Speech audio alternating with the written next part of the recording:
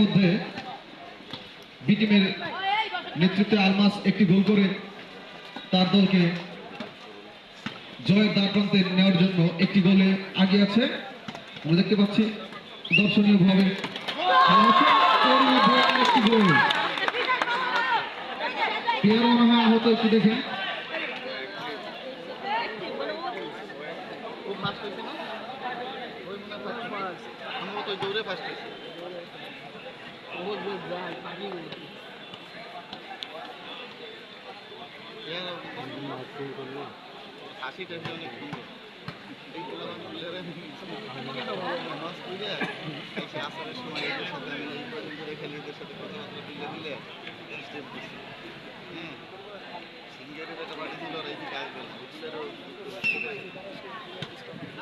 ইতিমধ্যে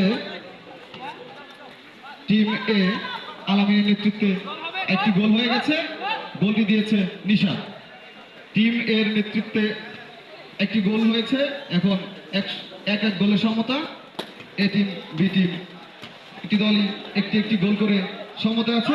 অত্যন্ত দর্শনীয় চমৎকার ভাবে গোলের একা কিন্তু হলো না। অল্পের জন্যই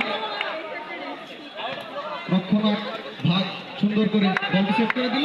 দেখতে পাচ্ছি বি টিম আক্রমণে আলমাসের নেতৃত্বে, কিন্তু না, রক্ষণ ভাগের কাছে সুন্দরভাবে পরাস্ত হয়ে গেল বি টিমের ক্যাপ্টেন আলমাস।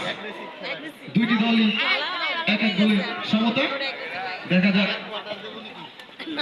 সেই সোনার গোলটি কে করতে পারে, যার মাধ্যমে জয়ী হতে পারে।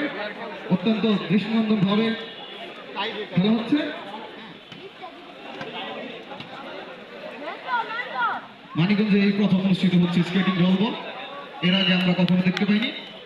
তো অত্যন্ত চমকপ্রদ ভাবে অনুষ্ঠিত হচ্ছে এই রোল বলটি। আমরা দেখতে পাচ্ছি এ টিম আক্রমণে আবারও এ টিমের নেতৃত্বে আরেকটি গোল। আমরা দেখতে পাচ্ছি এ টিমের ক্যাপ্টেন আলামিন আরেকটি দর্শনীয় গোল করে তার দলকে জয়ের দ্বারপ্রান্তে এগিয়ে নিয়ে যাচ্ছে। এরই মধ্যে এ টিম আলামিনের নেতৃত্বে 2-1 গোলে এগিয়ে বি টিম আলমাসের নেতৃত্বে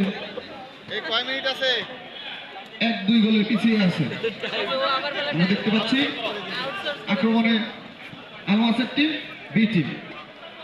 আলমাসের নেতৃত্বে অত্যন্ত সুন্দরভাবে স্কেটিং রোল আয়োজিত হচ্ছে।